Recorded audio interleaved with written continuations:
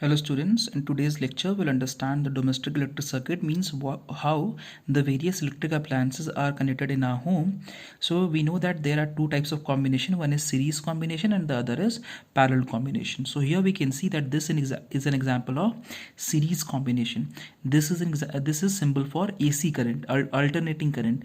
The battery that we use gives us direct current, but the current that comes in our home is alternating current. So 220 volt is the potential difference that is maintained across that. So this is 220 volt AC supply. Now here you can see that this is symbol for bulb. All the bulbs are connected in series and they are controlled by one switch. Means if you switch on this, all the bulbs will glow. Also, if you see, then because the bulbs have some resistance, so all the resistance will be in series and the overall resistance increases, and because of the increase in resistance, the current supply will be less. Secondly, there will be a potential difference across every bulb, so the bulb or the appliance that is connected at last will get very less current, or it may not work properly as it should. But if we talk about parallel combination, here also it has 220 volt AC supply, but because of being in parallel, all the equipment, all the bulbs or all the equipments will have same potential difference, and being at same potential difference, they can draw the current accordingly, according to their use. Now as per their resistance, they can draw the current because you know that the bulb, the fans, the ACs, the fridge, they have different power rating, and because of that different power rating, they have different resistances, and because of the different resistances, they can have different current. Also, in getting connected with parallel, the overall resistance becomes less, and because of which the current is high. So, the other benefit is that because they are controlled by different switches, so it may also save power. Let us see what is the advantage of parallel and what is the disadvantage of series. Before that, you should know that in our home, all the connections are in parallel. That is why we can separately control our bulbs, our fans, our fridges, our TVs, our ACs, etc. But this is an example of the lights that we use in decoration in Diwalis or in Christmas trees. Now what happens, we only need one power supply with which that string of light glows. That is called as jhalar in Hindi. That string of light can glow with one bulb. So that is connection in series, and this is connection in parallel. If you would have seen that string light, then there are two wires, one is neutral wire and with one wire all the bulbs are connected, and if any of the bulb get faulty, the whole circuits break. Me suppose this, if this is faulty, now because of this faulty bulb, the circuit is now open circuit and all the bulb will not glow, and it is very hard for any electrician to find out which is the faulty bulb and get it replaced. But if we talk about this, if any of the circuit gets break out due to some reason, then all the other circuits will keep on working as they were working earlier. We talk about the disadvantages of series combination, then in series circuit, if one appliance stops working due to some defect, then all the other also stop working. I told you why, because it acts as an open circuit and the circuit gets disturbed. Also in series circuit, all the appliances have only one switch, due to which they cannot be turned off separately. Now because they are not turned off separately, if we have to use only one appliance, but if they are in series combination, if we have to use only this bulb, but because of being in series, as soon we switch on, all the 7 bulb will also glow, and this will result in loss in power wastage.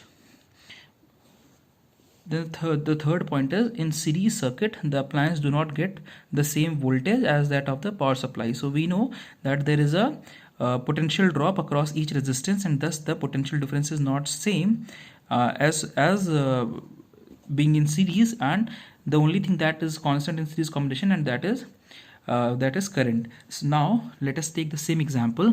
Suppose this is our AC.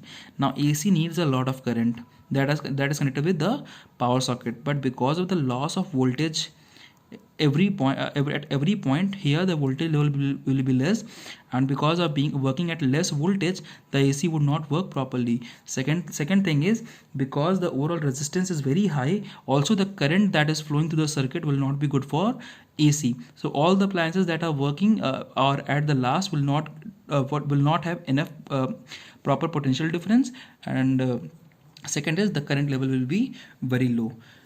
So the fourth is, in series circuit the overall resistance increases due to which the current from the power source is low. If we talk about advantages, then it is opposite to what we studied in series. In parallel circuits, if one electrical appliance stops working due to some defect, then all the other keeps working normally. Suppose we talk about this arm. If this is defective, and here we can say that it is open switch, but if we close on the other switches, other will work. Or you can say that we can control the working of equipments by the switch. If all the others are open, we can turn on any of the one by just turning on that equipments. Also, if anyone gets fused, or anyone is faulty and becomes open circuit, then that will not disturb the other equipments. Now in parallel circuits, each electrical appliance has its own switch due to which it can be turned off as per use, and in parallel circuits each electrical appliance gets the same voltage as that of the power supply line. We can see that in parallel connection the overall resistance of the household is reduced, due to which the current from the power source is high. Thus we can say that current level is also maintained in the circuitry. So these were the few advantages of connection in parallel. So it may be asked why the in-ohm circuits are in parallel combination, then you can write from here. Let us see numerical and we'll wrap up today. If you see this question, then these two are in parallel, one is in series. We want to know what is the reading of ammeter and what is the reading of voltmeter. So the batteries of 6 volt, these two are a 4 ohm and this is of 2 ohm. Again, it is a very easy question. To know what is the exact reading of ammeter, we need to know the overall resistance of circuit. Once we have the overall resistance of the circuit, we can, by applying the Ohm's law, we can find out what is the current that is supplied from the battery.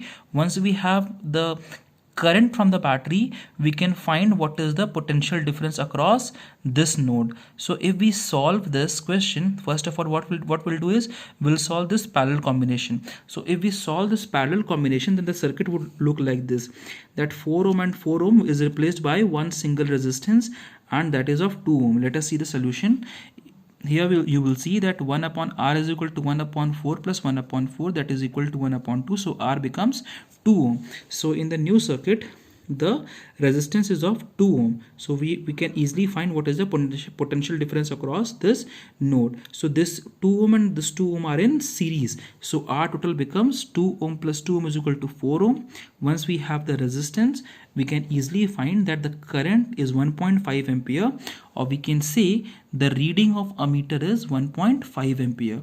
Now 1.5 ampere is flowing through the circuit.